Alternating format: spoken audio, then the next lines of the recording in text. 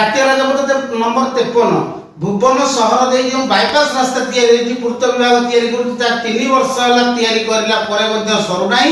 বর্তমান রাস্তা কাম অল্প বহুত সরি যাই ড্রেন কামরে ব্যাপক অনিয়মিততা বা ত্রুটি দেখা যাই। ড্রেন গুড়ি খোলি দীর্ঘ 1 মাস হল পকাই দিয়েছি পূর্ত বিভাগের সম্পৃক্ত ঠিকাদার। তবে ঠিকাদার কু দেখা যাওনি না শুনা যাওনি।